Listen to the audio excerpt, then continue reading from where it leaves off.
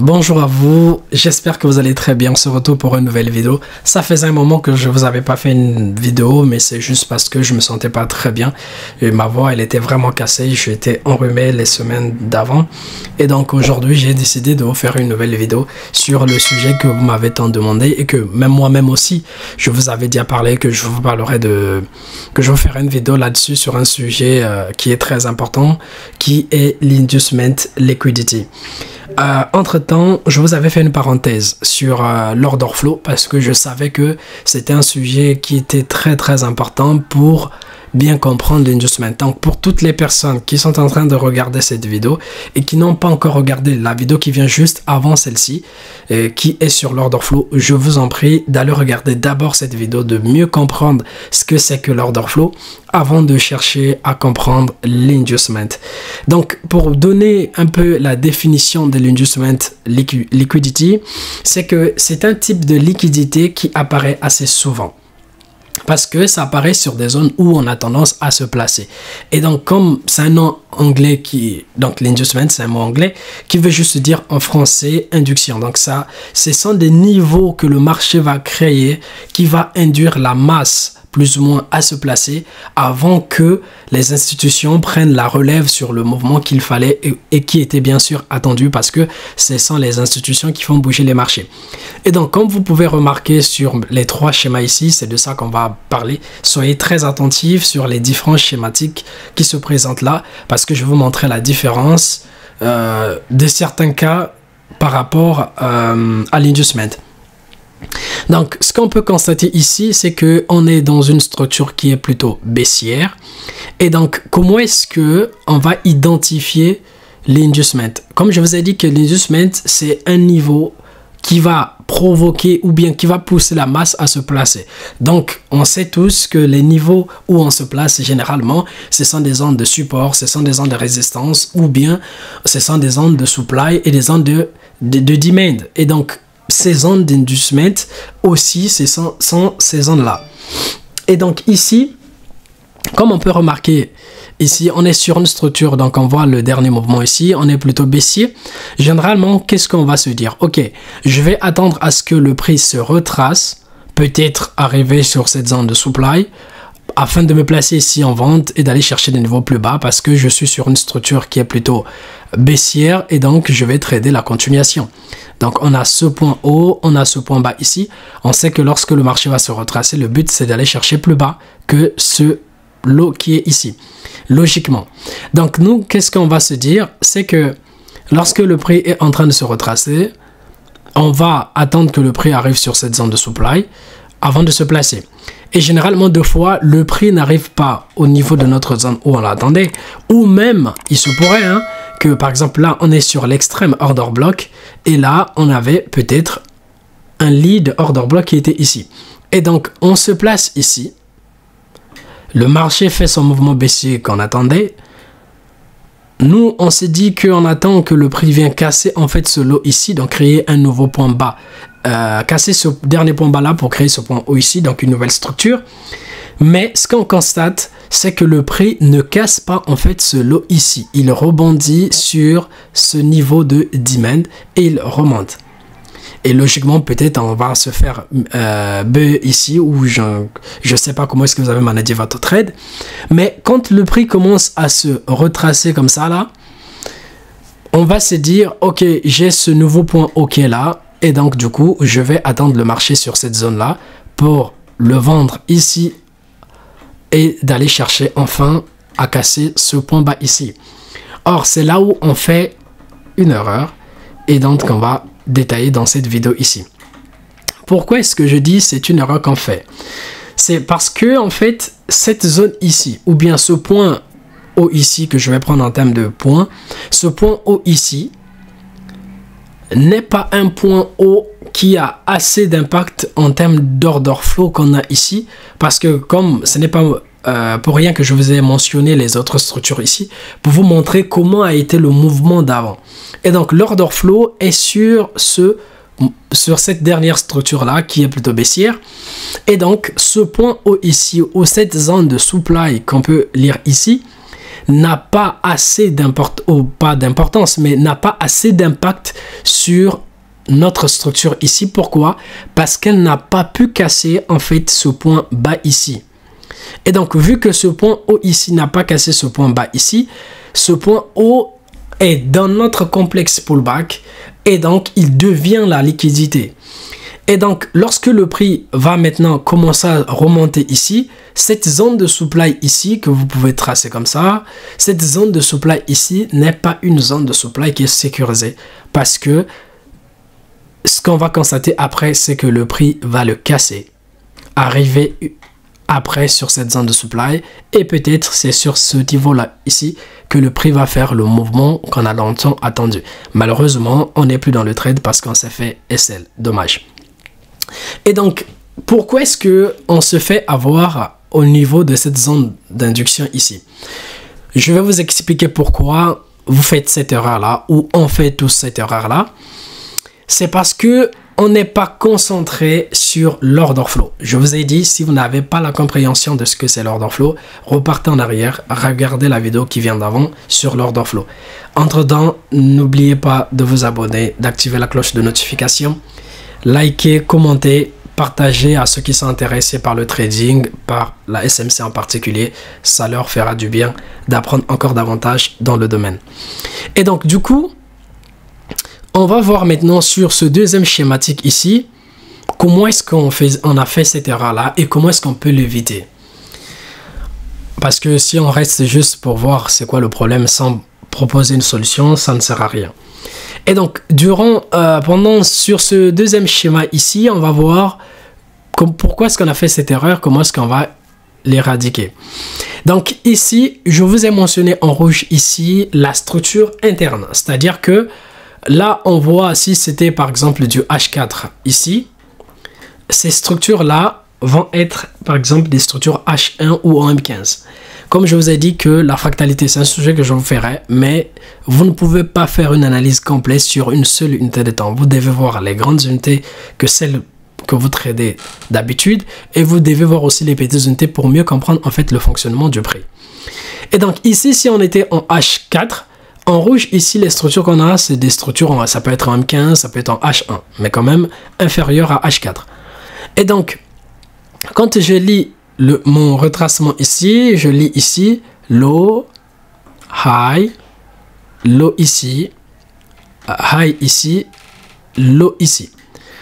Donc notre dernière structure, c'est celle-là d'abord. On est aussi ici. Et après, qu'est-ce qu'on constate? C'est que le prix casse en fait notre dernier point bas ici. Il fait ce qu'on appelle par le sosh.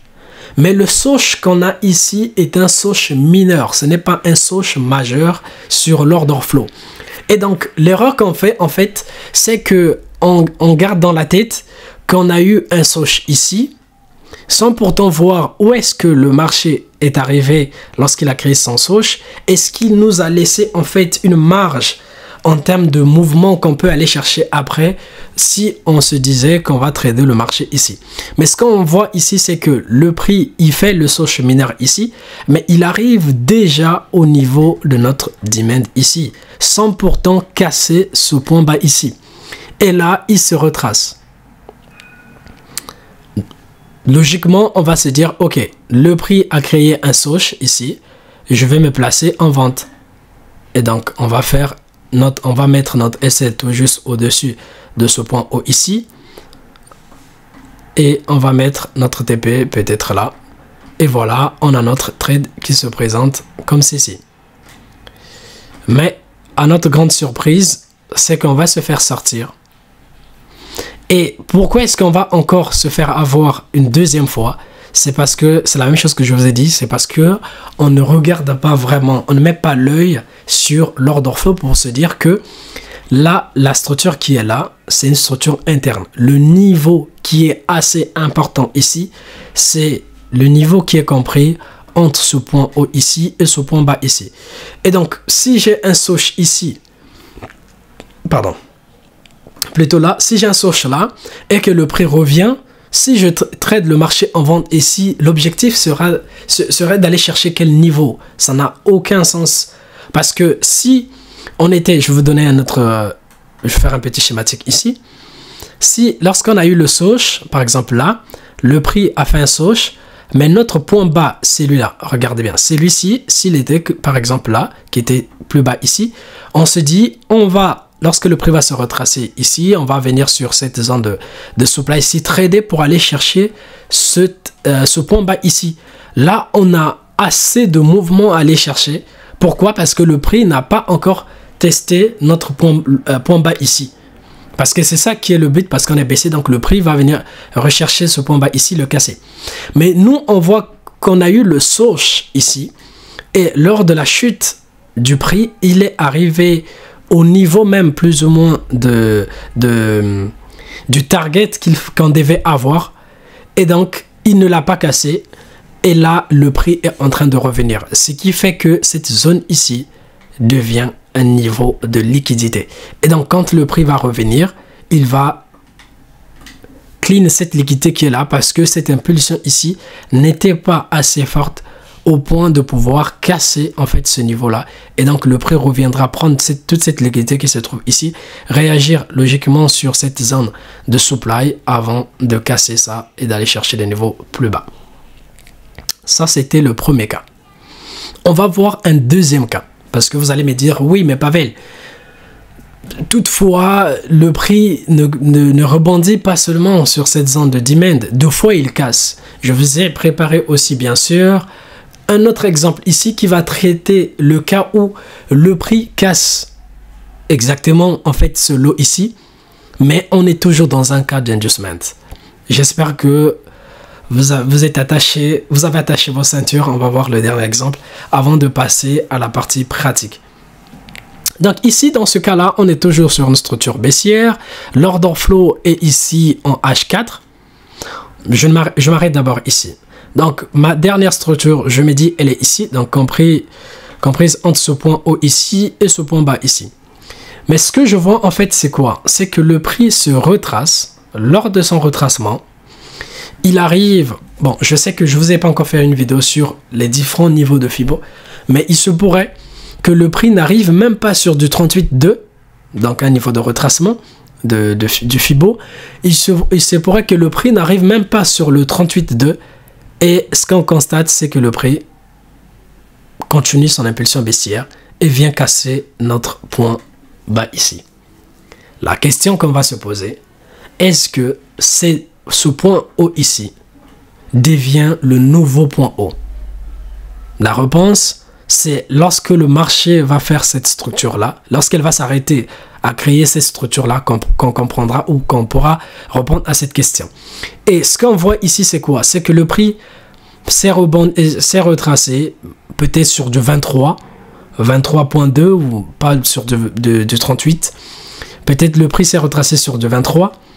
Il a créé une nouvelle structure et lorsqu'il se retrace sur son dernier mouvement qui est maintenant là, on voit que la taille de cette structure ici n'est pas équivalente à celle-là. Cela veut juste dire que ça, ce n'est pas un nouveau mouvement d'order flow. L'order flow est toujours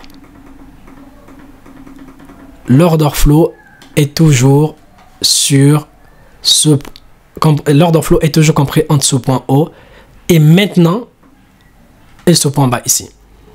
Et c'est ce qui fait que ce niveau ici devient un niveau de liquidité. Très très important à voir.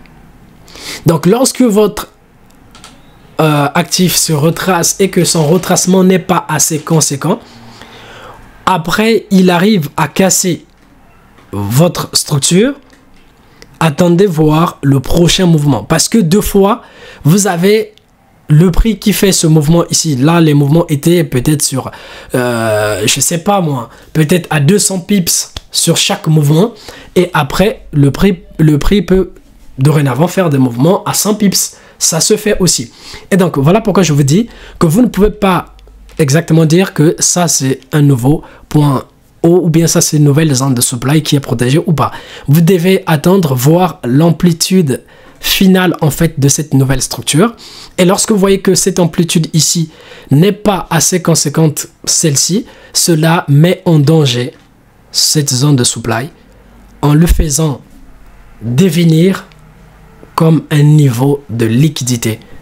Parce que l'order flow revient maintenant sur ce point haut et ce point bas. Surtout, si l'amplitude qui part de ce point haut à ce point bas ici est équivalent aux autres qui venaient d'avant. Surtout. Et ça, ce sont des points que vous devez faire très attention et bien vérifier afin de bien lire en fait votre niveau d'inducement.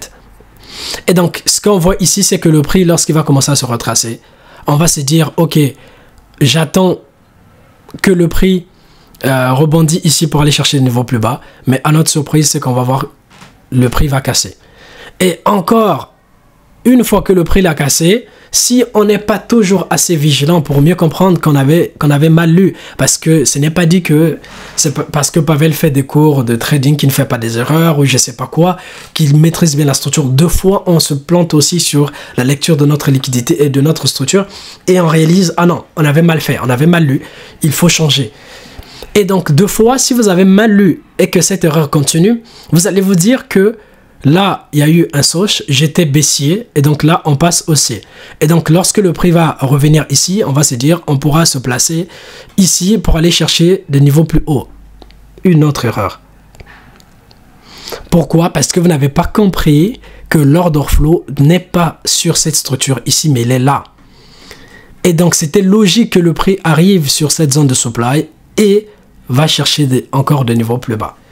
Donc, alors, en ce qui concerne la pratique, on va travailler sur GBP/USD. Donc, dans cette partie, je ne vais pas juste vous montrer sur les graphiques ce que c'est l'inducement liquidité, mais je vais faire une analyse globale. Donc, je vais donner beaucoup de détails, beaucoup de tips. Donc, ce que je vais vous demander, c'est d'être très attentif afin de ne pas manquer les détails que je vais donner parce que c'est vraiment de la pure plus-value. Donc, ici, sur GBP/USD, comme on peut voir, on est sur du daily, donc on est sur du daily. La dernière structure qu'on va trader, elle est plutôt là, haussière, je peux le notifier directement. Donc voici la dernière structure qui est haussière. Ok, donc la première des choses, comme on a vu, on identifie la structure, on sait qu'on a eu un BUS daily ici. Donc là on a eu un BUS daily. Ok, après la question qu'on va se poser, c'est quelles sont les zones d'intérêt. Déjà, on voit que le marché a fait son expansion et s'est retracé à 100%. Donc, on sait que le niveau, on voit déjà que le niveau se trouve le prix, c'est au niveau de notre extrême order block, parce qu'on a cet extrême order block qui est ici. On avait aussi un lead qui était là, mais qui a été déjà touché. Donc là, le dernier niveau que le prix vient de rebondir, c'est sur notre extrême order block. Alors, là, c'est en daily qu'on le voit. Et ce qu'on va faire pour aller chercher où est-ce qu'on peut se placer, c'est d'aller en leur time frame pour voir les différents niveaux du prix, où se trouve déjà le prix et comment est-ce qu'on peut se placer. Donc là, on est en daily.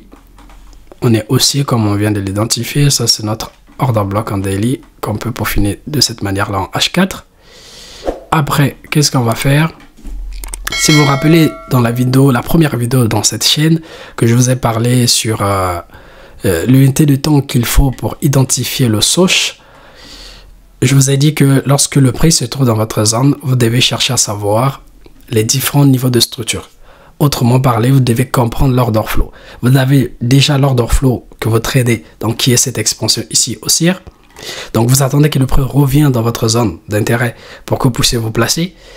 En même temps, avant de vous placer, vous devez comprendre en fait ce retracement-là, comprendre l'order flow de retracement pour savoir quel est le niveau de soch majeur, quel est le niveau de soch mineur, pour savoir est-ce que à partir de là, je peux aller chercher la continuation de ma tendance. Qu'est-ce que je veux dire par là? Donc pour ceux qui n'ont pas encore regardé la vidéo sur l'order flow, donc la vidéo qui vient avant celle-ci, je vous invite d'aller regarder pour ne pas manquer tous les détails que je vais donner, parce que dans cette vidéo, je vais beaucoup parler de l'order flow. C'est pas pour rien, bien qu'on est en train de parler de liquidité, mais j'avais ouvert une parenthèse pour parler de l'order flow et continuer après. Donc ici, on a cette expansion ici, le prix se retrace.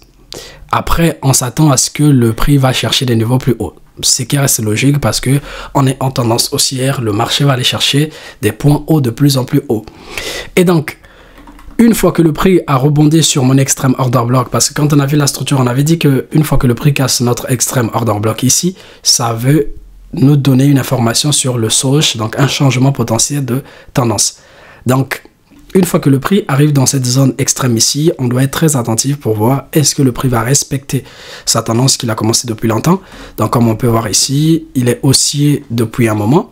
Ou est-ce que le prix va vouloir changer cette tendance haussière, donc casser en fait cette zone de demand ici, cet order block ici pour aller plus bas.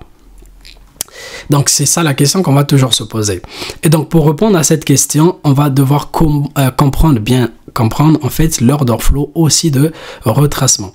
Et sur l'order flow de retracement, je vais notifier les structures en H4. Ici, je prends celle-ci, je vais changer de couleur pour faire la différence sur les unités de temps. Donc, en rouge, c'est les structures H4. Bien sûr que je pourrais bien commencer à partir du début de mon mouvement daily. Donc, ici, j'ai ma structure H4. Donc la dernière, elle est plutôt baissière. Donc, je sais que le niveau que moi j'attends le Soch majeur est plutôt ici.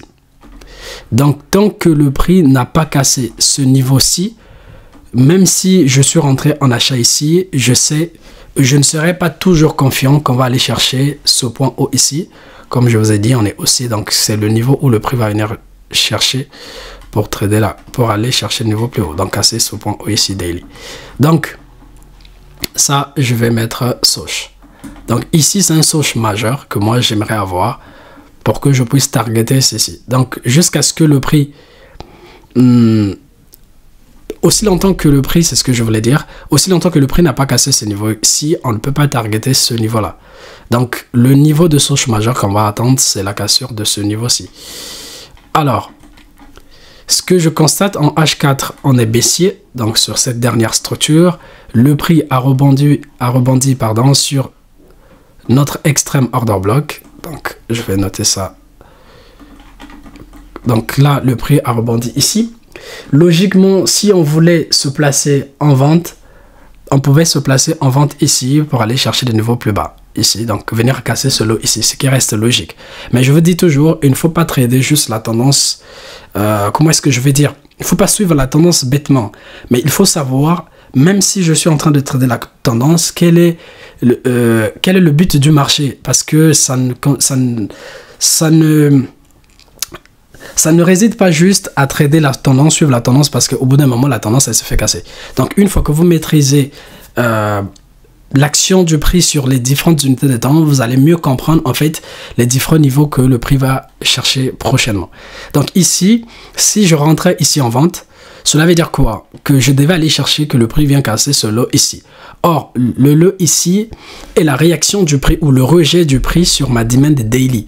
Donc si je veux aller chercher des niveaux plus bas encore, cela veut dire que j'aimerais que le prix casse en fait ma demand daily qui tient l'order flow. Ça reste encore un peu plus difficile que le prix casse sa structure, garde sa structure H4 pour aller casser sa structure daily tout en sachant que le daily est dans l'order flow. C'est très difficile. Maintenant, donc il y aura plus de probabilité que le prix casse cette zone de supply. Peut-être il peut rebondir 2-3 fois pour créer assez de liquidité, puis aller casser, ou bien il peut venir aussi casser cette demand, mais on a bien vu que si le prix casse cette demand ici, cela veut dire qu'il va changer de tendance de daily. Donc, alors, ici, le prix a réagi sur ma zone de supply daily. Il a fait son mouvement ici, mais il n'est pas venu chercher celui-ci. Ok. Sachant que nous, on a déjà eu la réaction sur notre demand daily ici et qu'on veut se placer en achat parce qu'on veut trader l'order flow daily. Or, on ne peut pas trader le marché en achat tant qu'on n'a pas eu de changement de structure au niveau de nos structures en leur time frame. Donc, en H4, je suis toujours baissier, donc je ne peux pas envisager un quelconque achat. Quand je passe en H1, je vais voir est-ce que je peux acheter le marché. Et le but de chercher un achat avant que, parce que ça peut être la question que vous allez me poser, mais Pavel, tu as dit qu'on ne peut pas d'abord envisager un quelconque achat aussi longtemps que le prix n'a pas cassé ce niveau de supply ici, donc avoir un Soch majeur. Oui, c'est logique, mais pourquoi est-ce qu'on peut chercher des achats ici une fois que le prix a rebondi sur notre zone de demand, c'est parce qu'on sait très bien qu'on est en train de trader une structure daily. Et on ne peut pas passer peut-être 2, 3 jours, voire une semaine, en attendant juste que le prix casse ici. Pour une personne qui est un intratrader comme moi, je sais que tous les jours, bien sûr, je ne suis pas là pour chasser les opportunités, mais j'aimerais sortir au moins, peut-être, on va dire en soi, avec une opportunité, chaque jour, peut-être une, ça dépend. Il y a des jours aussi, je n'ai pas d'opportunité. Donc, je ne vais pas attendre jusqu'à ce que le prix ait cassé ce niveau-là pour chercher à me placer. Je peux toutefois essayer de saisir des opportunités que je peux avoir dans cette structure, sur cette demand ici, bien que l'order flow est toujours baissier sur du H4. Et donc, c'est évident. Donc, je peux remonter juste ici pour que ça n'encombre pas trop mes graphiques, ma zone de supply. OK. Donc, je me retrouve ici. Je suis baissier en H4. Et quand je passe en H1, vous allez voir, quand je passe en H1, je reprends la même chose. Je fais une lecture de structure. Donc là, je mets en bleu ma structure H1. Donc ça, c'est mes structures H1. Je vais m'arrêter par ici. Qu'est-ce que je vois ici? Je vois que là, le marché était toujours baissier. Ma dernière zone de supply, elle est ici. Raison pour laquelle je vous dis, vous devez... En fait, il n'y a rien de difficile une fois que vous comprenez le mécanisme. Parce que ce que je fais en daily, c'est le même principe, c'est la même chose que je reprends en H1, en M15. Vous allez voir, même si je pars en 1 minute, je veux respecter la même logique du marché parce que le marché est fractal. Ne vous dites pas que je sais bien voir le prix, le price action du prix en H4 sur les grandes unités, mais j'arrive pas à bien voir en petites unités de temps. C'est logique parce que ça vient avec le temps, avec de la pratique. Mais dites-vous que le marché respecte le même principe. Donc jusqu'ici, j'étais sur la dernière structure en H1. Et qu'est-ce qu'on vient de voir ici? C'est que le prix, il a fait son mouvement baissier, il s'est retracé. Donc si on voulait trader la continuation H1, on pouvait bien se placer en vente ici et aller chercher toujours le même niveau plus bas ici. Ça reste logique. Mais comme je vous dis que vous devez bien lire les mouvements du prix par rapport aux différentes unités de temps pour mieux savoir est-ce que cette zone de supply est une zone de supply qui est safe ou bien c'est risqué. Parce que si je vais vendre le marché ici, je dois prétendre que le prix peut-être vient rebondir encore une fois de plus sur cette zone de demand daily, ou bien ce qui reste logique, c'est de casser ici. C'est ce qu'on a dit que c'est moins probable en soi. Donc, jusqu'à ce que le prix était là, on était toujours baissier en H1, en H4 d'abord. On était toujours aussi baissé en H1. Donc, je ne pouvais pas envisager d'acheter le marché. Donc, jusqu'ici, j'achète pas le prix, bien que le marché a déjà rebondi sur des daily. On va voir détail par détail. Vous allez comprendre que c'est très très puissant de bien savoir lire le marché. Après, le prix fait son mouvement ici, en voulant aller chercher plus bas. Et ce qu'on constate, c'est que le prix casse finalement notre zone de supply H1. Donc en H1, je viens d'avoir un swoosh H1. Donc là, je viens d'avoir le swoosh. Ça me donne une information d'achat. Donc, je me dis, en H1, je peux acheter le marché en tradant l'order flow daily et en se basant sur ma structure H1 qui était baissière, mais qui est maintenant haussière. Maintenant, une fois que j'ai eu ce swoosh ici, je me pose la question, quelle est la demand ou par l'impulsion qui a cassé cette zone de supply? L'impulsion, elle part d'ici. Et ce que je constate encore, c'est quoi? On va voir, comme je vous ai dit que dans cette vidéo, je vais parler de pas mal de concepts que je vous ai déjà montrés. Donc, c'est une vidéo qui est très très puissante parce que je vais imbriquer pas mal de concepts. Donc ici, en termes de zone d'intérêt, je suis là. Je sais que le prix le marché avait laissé un quelconque déséquilibre. Donc là, on était venu déjà le fermer parce que le prix a réagi au moins jusqu'à 50% de notre FIBO, de notre déséquilibre. Donc c'est évident qu'on se dit que le prix a fermé ce déséquilibre, mais cela n'empêche pas que le prix revient fermé complètement. C'est un point à prendre en compte. Donc là, c'est en termes de structure, en termes de zone d'intérêt, et on va passer en termes de liquidité. Donc je vais parler de l'Asian Box, non, pas de... Je vais parler d'Asian Box. La zone box, c'est la vidéo que je vous ai déjà fait aussi. Donc ici, en termes de liquidité, donc quand je suis en train de parler, je me trouve ici après le Sochid. Donc on peut dire on est ici. Donc en termes de liquidité, qu'est-ce que je vois? Je vois qu'il y avait l'Asian qui était là, comme on avait vu que le prix va revenir, toujours prendre la liquidité de l'Asian, aller chercher plus haut. Et donc ce que je remarque, c'est que ici, si je pars en lower time frame, là on est en H1, mais si je pars en M5 par exemple, on va voir que là c'est vraiment une consolidation qui est ici. Et si on essaie d'allonger jusqu'ici, on avait toujours le niveau de consolidation. Et donc, entre-temps, là, j'avais un déséquilibre ici. Donc, entre cette mèche ici et celle-ci, bien qu'ici, il n'y a pas de mèche. Donc, entre cet intervalle ici, ce vide ici, c'est le déséquilibre. Et donc, ce qu'on remarque, c'est que le prix est venu fermer, en fait, ce déséquilibre ici. On voit la réaction du prix au niveau de cette zone ici. Attendez. Au niveau de cette zone ici, au moins à 50% de notre déséquilibre. Donc, on dit quoi? Comment est-ce qu'on va interpréter en fait ce qu'on voit ici? C'est qu'il y avait un déséquilibre ici. Et donc, le prix, avant de créer le swoosh ici, il est venu prendre en fait la liquidité fermée, pardon. Donc, prendre d'abord, autant pour moi, prendre d'abord la liquidité de l'Asian et de Londres, parce que là, on est vers 14 h, donc c'est l'ouverture de New York sur le marché du Forex. Et du coup, le prix a pris la liquidité de l'Asian, a pris aussi la liquidité de Londres, et donc il est venu fermer avant de faire sa grosse impulsion. Donc là, je sais que mon lot ici, c'est un lot qui est safe. C'est un lot qui est protégé. Donc, il est fort probable que après ce swoosh ici, le prix, lorsqu'il va faire son mouvement, il reviendra rebondir au maximum ici sur ce niveau là pour aller chercher des niveaux plus hauts, ce qui reste logique. Donc je sais que ma zone elle est plutôt protégée.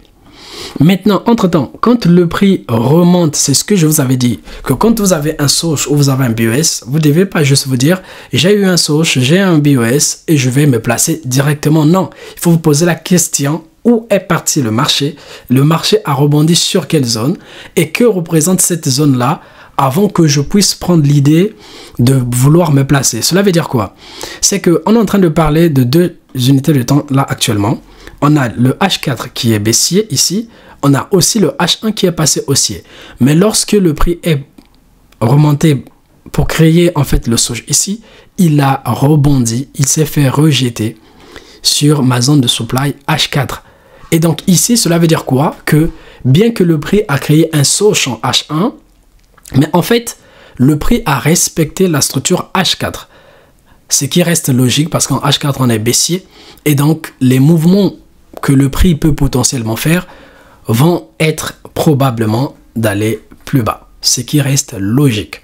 Maintenant, pourquoi est-ce que, après avoir compris cela, j'attends toujours un achat ici? En fait, c'est parce que je sais que je suis en train de trader l'order flow daily. C'est ça qui m'emmène à vouloir chercher à acheter le marché en H1, bien que en H4, on est toujours baissier.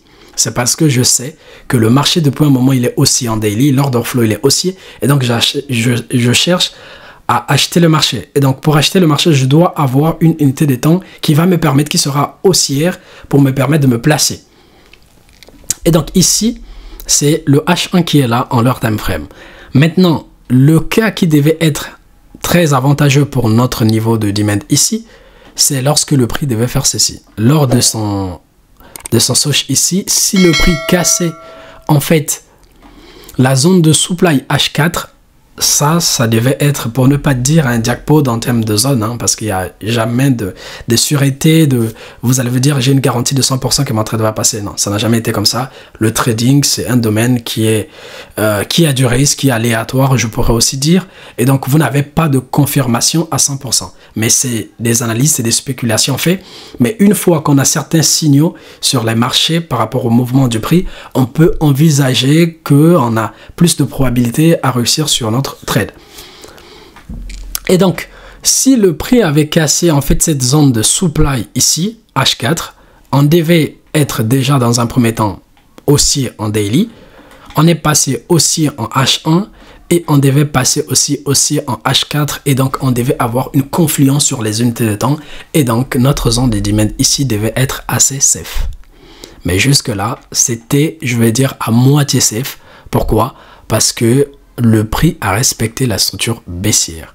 Voilà pourquoi je vous dis toujours, il faut comprendre l'order flow de votre actif. Sinon, si vous vous mettez juste à trader supply, demand, BES, SOSH, vous n'allez pas vous en sortir. Vous allez faire des erreurs et des erreurs et des erreurs. Ça va vous empêcher de mieux avancer et d'avoir une logique sur le marché. Donc, j'espère que vous me suivez très attentivement. N'oubliez pas de vous abonner, d'activer la cloche de notification, de commenter, de partager à vos amis afin de bénéficier de cette plus-value que je vous partage au quotidien dans ma chaîne YouTube. Donc, on va continuer avec notre sujet.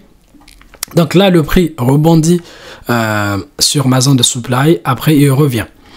Donc, quand il revient ici, donc il se retrace. Je tire mon Fibo. Je vais enlever ce que j'avais fait avant. Je tire mon Fibo, toujours pour respecter la même logique. Une fois que j'ai un BOS ou un source, une nouvelle structure, je tire mon Fibo pour identifier les zones potentielles où le prix peut rebondir. On n'a pas un lead order block, on n'a que l'extrême order block ici.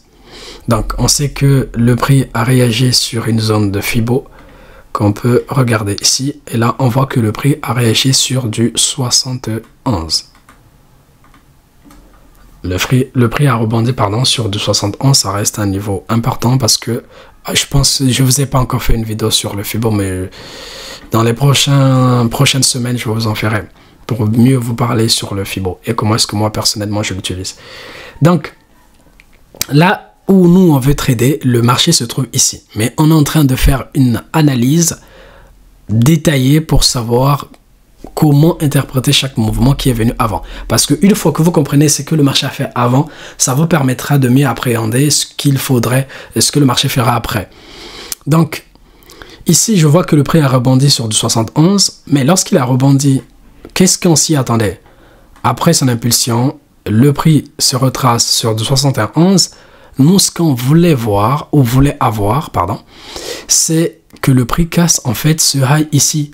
Mais ce qu'on voit, c'est que le prix ne casse pas. Il vient rebondir encore sur cette zone de supply H1 qui est aussi notre zone de supply H4. Donc, le prix ne casse toujours pas. Et donc là, ça devait attirer notre attention pour dire quoi? Que cette zone ici est une zone qui est très importante. Donc, il faut faire très attention si on veut toujours acheter. Parce que là où on est en train de parler, le marché se trouve ici. Donc, si j'aimerais encore acheter le marché, je dois faire très attention. Mais entre-temps, je sais qu'une fois que le prix rebondit sur une zone, une fois, deux fois, trois fois, on a vu les zones de liquidité, ça crée de la liquidité et c'est des zones que le prix ira rechercher. Donc, vous allez voir que jusqu'à la fin, le prix va après rechercher ces zones-là et du coup, je vous ai dit le pourquoi. Maintenant, dans la partie théorique, je vous ai dit qu'il faudrait bien comprendre l'order flow du marché et deux fois, vous allez faire des erreurs. Vous allez faire avoir sur l'inducement. Pourquoi? Regardez maintenant, je vais vous montrer quelque chose par rapport à notre sujet qui est l'inducement. Donc, une fois que le prix a réagi, il est remonté, mais il n'a pas créé un nouveau point haut que celui-ci. Et donc, l'impulsion qui part de ce point bas ici est une impulsion qui n'a pas assez d'impact, plus ou moins, on va dire, parce qu'on est toujours dans un complexe pullback, qui n'a pas assez d'impact par rapport à notre contexte de marché. Et du coup, notre zone d'intérêt devient une zone qui est risquée. En quelque sorte, c'est une zone de liquidité. Pourquoi? Vous allez voir. Déjà, dans un premier temps, on avait défini parce que ça ne crée pas une nouvelle structure. Donc là, ça devient de l'inducement. Et pourquoi est-ce qu'on peut se faire avoir? Voilà pourquoi je vous avais dit, il ne faudrait pas lire le marché sur une seule unité de temps. Parce que si vous regardez là, on est en H1, je viens en M15, pardon. Si on lit le marché que là, par exemple, vous êtes arrivé sur le marché, vous regardez, juste là, regardez. Si vous regardez bien la vidéo sur l'order flow et vous suivez correctement cette vidéo-là, je vous garantis que vous allez apprendre beaucoup. Regardez, on est point haut, point bas, point haut, point bas en M15. Là, c'est ma zone, ma dernière structure était d'abord ici. Et après, le prix fait cette impulsion. Logiquement, si on voulait continuer la structure M15, le prix devait au maximum rebondir ici, aller chercher plus bas. Mais ce que je vois, c'est que le prix a cassé. Donc, on identifie ça comme étant Soch M15. Cela peut nous emmener à se dire quoi? J'ai eu le Soch, donc c'est un changement de tendance. Donc, que ce soit en M15 ou que ce soit en H1, je prends ma zone de demand ici en compte afin d'attendre à ce que le prix revienne rebondir ici. Vu que là, j'ai cet order block ici extrême et j'ai même un déséquilibre qui se trouve ici, je peux me dire, j'attends que le prix revienne ici. Et de fois, hein, si on veut se placer en risque, de fois on peut se placer directement comme ça. C'est dit, on prend la mean value par exemple de cette zone de demand. Mon S est juste en dessous ici et je vais aller chercher ce niveau ici au maximum. Si on fait comme ça, c'est parce que on s'est juste focus sur ces mouvements ici, alors que ces structures ici en M15 n'est pas l'order flow de notre mouvement. Là, c'est juste le retracement de notre mouvement d'order flow MH1. Et donc, ce mouvement ici, qui était baissier, qui est passé haussier, n'a pas assez d'impact. Ce qui fait que cette zone ici devient une zone de liquidité. Donc, si vous faites de cette manière-là, que vous vous concentrez que sur cette unité de temps, vous voyez bien, hein, en termes de lecture de structure, on a vu qu'on était baissier, on est passé haussier. On va se dire, je vais acheter le marché pour aller chercher un niveau plus haut, tout en oubliant que l'order flow n'est pas sur du M15, mais sur du H1 ici. Et donc, si je trade le marché ici, je suis en train de trader la liquidité à ce niveau ici. Est-ce que vous voyez?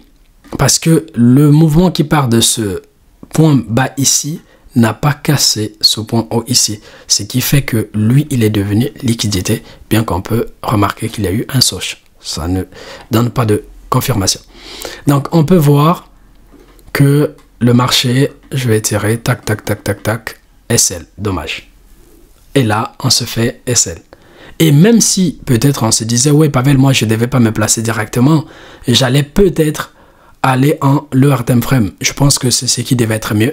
Parce que si on vient en petite unité de temps, ici, dans cette zone ici, on ne voit pas de Soch dans notre zone parce que je vois toujours le prix qui continue à être baissier. Donc, pour une personne qui voulait prendre juste en considération cette zone de demand et attendre, voir la réaction du prix dans cette zone ici, pour cette personne, elle ne devait pas aussi se placer. Donc, tant mieux. Et c'est pas fait avoir. Mais pour une personne qui devait bien lire la structure, elle devait savoir que cette zone ici était une zone de liquidité. Donc, jusque là, on est toujours baissier, tout en sachant que là, on est sur notre zone de demand H1. Et donc, le prix vient d'arriver sur notre extrême H1. Et on peut aller en lower time frame pour voir comment est-ce qu'on pouvait se placer. Ok. Alors, je vois les structures déjà en M5. Les structures en M5, on avait ça. On va regarder un peu les structures en M5. Donc, ma dernière structure en M5, donc si j'attends un Soch, un Soch majeur par rapport à ma structure H1, c'est plutôt un Soch ici sur du M5. Donc, ce que je fais en daily, ce que je fais en H4, c'est la même logique que je fais en petite unité de temps. Donc, ma structure M5 ici, le Soch que j'aurai sur ce niveau-là, va me donner une information complète va me donner une information que une fois que le prix va casser ce niveau-là, il va aller chercher logiquement le high ici en H1. C'est l'information que j'ai parce que c'est le niveau majeur. Maintenant, bien sûr, on va garder la même logique, c'est que je ne vais pas peut-être attendre qu'il y ait un Soch ici, mais une fois que le prix est dans cette zone ici, je peux chercher à me placer. C'est ce qui me pousse à aller regarder le prix en leur time frame. Je viens en 2 minutes. Quand je regarde en 2 minutes, je vais lire les structures que je vois ici.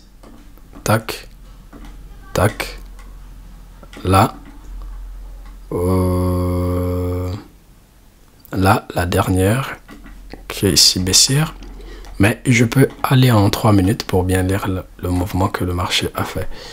Je viens en M5, qu'est-ce que je peux lire? Oui, c'est ça. Parce que quand je vois en M5, j'ai cette zone de supply. J'ai le high qui est ici, cette bougie, le low qui est là. Le high qui est cette bougie ici, que je peux noter comme ceci. Le high qui est là. Voilà pourquoi on peut remarquer que le prix est revenu à chaque fois rebondir en fait sur cette zone ici. Donc on a ceci, ma zone de supply. Donc je sais que en M5, en M3 ou M2, donc parce que ces structures là c'est des structures M2, on peut dire en M1 aussi. Donc le prix a fait cette impulsion baissière, il s'est retracé. Donc logiquement, il va aller chercher encore plus bas. Donc s'il veut respecter la structure M5. Donc si j'aimerais me placer sur ma demand H1, je dois avoir un source mineur ici. Sinon, attendre d'avoir un source majeur ici en M5. Maintenant, donc ici, mon dernier niveau de supply était ici. Donc c'est le niveau que j'attends. Sinon, attendre la sortie de la zone de compression. Je ne vous ai pas encore fait la vidéo sur la zone de compression. Peut-être prochainement, je vous parlerai de ce que moi je considère comme zone de compression.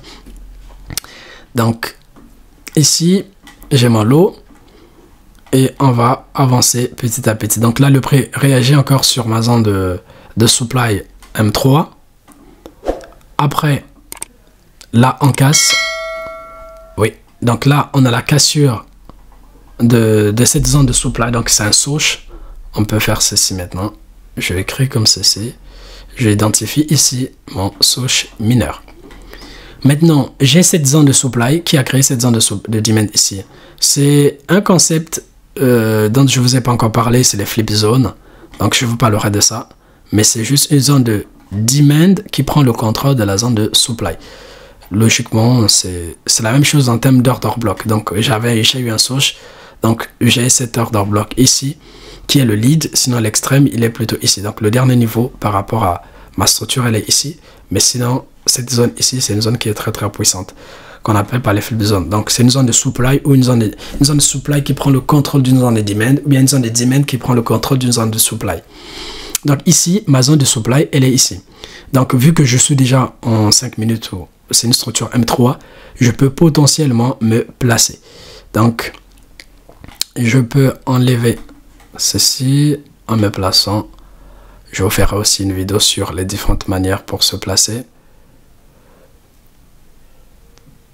Tac. Fibo Entry. Donc à partir de mon order block, donc la bougie noire ici que je prends sa mean value, tout en prenant en compte aussi cette mèche ici, bien qu'elle n'ait pas de cette bougie là. Je vous dirai le pourquoi du comment lorsque je vous montrerai les différentes manières pour se placer. Donc là, je peux prendre mon trade de cette manière-ci. Donc, je peux même faire ceci par exemple. Je peux mettre mon SL ici. Mais vu qu'on a vu que ce mouvement oscille, c'est tout ceci. Donc, je me protège par rapport au mouvement que j'ai. C'est-à-dire que ça, c'est le lead, ça, c'est l'extrême. Bien que je vois déjà, entre-temps, je n'ai pas... Tous les mouvements ici ont déjà été mitigués. Donc, ce qui reste, c'est juste cette zone de demand qui prend le contrôle de ma zone de supply. Voilà pourquoi je me place et je mets mon SL tout juste en dessous ici. Mais pour une personne qui est un peu gourmand, il va vouloir mettre son SL peut-être ici, vu que c'est le dernier niveau de mèche interne. Mais moi, personnellement, ceux qui me connaissent, qui voient mes trades, je suis très sécurisé. Je trade pas pour juste avoir un petit SL, mais je trade pour prendre un trade qui est plutôt logique. Donc, j'ai mon SL à 18 pips. Et donc, déjà dans un premier temps, je vais targeter cette zone de supply. Peut-être venir chercher ce déséquilibre ici, en M5 qui est baissier. Et donc, ça sera déjà, ça reste une information sur le management de mon trade. Donc, une fois que j'ai la montée, que le prix revient me faire activer, quand le prix va arriver ici, ça peut être un niveau où je vais déjà sécuriser mon trade parce que je serai déjà un RR presque de 1.5. Donc, c'est logique que je sécurise mon trade. Et en termes de liquidité, quel niveau j'irai rechercher? On va parler aussi de liquidité. Donc là, c'est les high. C'est un type de liquidité. Donc, c'est les day, weekly and monthly high and low. Donc ici, c'est les previous daily high qui est ici. Donc, c'est le point haut de la journée d'avant. Donc, ça reste une zone de liquidité. ou bien on a la liquidité de l'Asian Box de la journée. Non, c'est ça, non? Tac, tac, attendez, je vais voir. Ça, c'est le 8. On est toujours le 8. Donc, c'est la liquidité de l'Asian qu'on peut venir rechercher. Mais le high de la journée d'avant, je ne sais pas si c'est celui-là. Vu que l'Asian a commencé ici, je ne sais pas. Ah, le 7, ok. Donc, c'est le même niveau là. Donc, c'est le trait vert que vous voyez en pointillé là. Donc, c'est des niveaux de liquidité que je vais aller à rechercher. Donc, je mets mon TP ici. Pourquoi est-ce que je mets mon TP ici et que je ne le mets pas plus haut? Parce qu'on a vu que on est toujours baissé sur du H4. Donc, on pourra targeter plus haut que lorsque cette zone de supply H4 se fera casser. Et donc, là, on va avancer pour voir comment est-ce que le marché a réagi. Tac, tac, tac, tac, tac, tac, tac. Là, le prix active mon trade.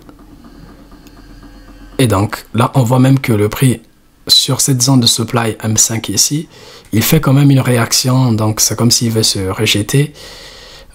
Là, c'est comme si on a eu un rejet sur cette zone de supply. Le prix qui rebondit, mais au final, il le casse. Parce que l'ordre flow est sur du H1.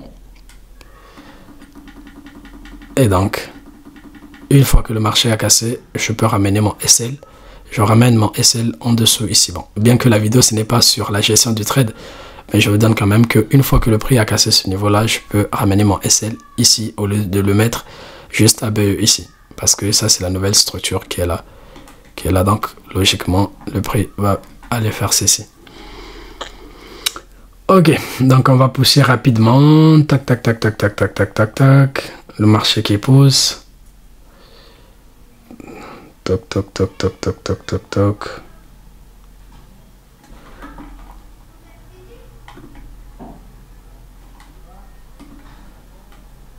Ok, ok, ok, ok. Donc là, comme je vous le dis toujours dans mes vidéos, que moi personnellement quand je prends des trades, je vais chercher un RR de 4. Donc ça c'est mon TP logique parce que c'est cette liquidité que je voulais aller chercher. Mais mon TP, bien que mon trade me donne une possibilité d'aller chercher plus haut, mais logiquement j'allais partir chercher au moins, je mets un RR de 4.10 parce que pour enlever le prix de la commission et tout. Donc généralement moi c'est ce que je fais. Donc là, une fois que le prix va arriver ici, logiquement, moi, j'aurais TP déjà. Mais sinon, le TP, en termes de liquidité, il est ici sur presque un RR de 5. Donc, je laisse ici et on pousse. Toc, toc, toc, toc, toc, toc. Je vais augmenter un peu l'unité de temps pour que ça va vite.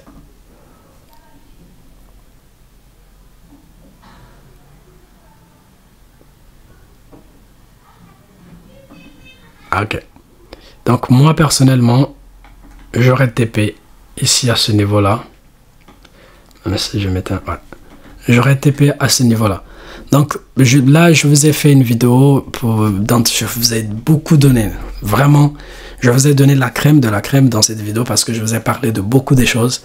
J'espère que vous avez été très attentifs à travers tout ce que j'ai pu donner. Donc pour notifier juste, donc là, le niveau là, on avait dit c'était l'inducement.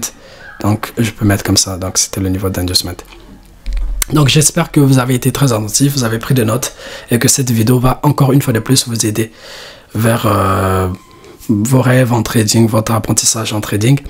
Et peut-être je peux pousser le marché un peu en H4 juste pour voir comment est-ce que le prix a réagi, pour voir la logique que moi je vous disais, est-ce que c'était logique ou pas. Donc là on voit que le prix il vient mécher en fait sur cette zone de supply à H4. On voit que là le prix il vient mécher juste sur la structure H4, il le casse pas. Donc on est toujours baissier, voilà pourquoi le prix est parti rechercher encore des niveaux plus bas.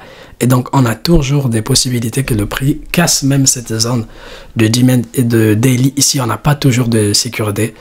Donc voilà. Donc ayez une bonne compréhension du marché, ça va beaucoup vous aider. Et là on voit que le prix il casse finalement ma zone de demand daily. Et là, on sait que lorsque le prix va revenir ici, ce n'est pas pour aller chercher plus haut. quand les prix reviennent, c'est pour aller chercher plus bas parce qu'on a déjà cassé notre niveau d'order flow en daily. Donc j'espère que la vidéo vous a encore apporté un plus. On se retrouve pour une nouvelle vidéo.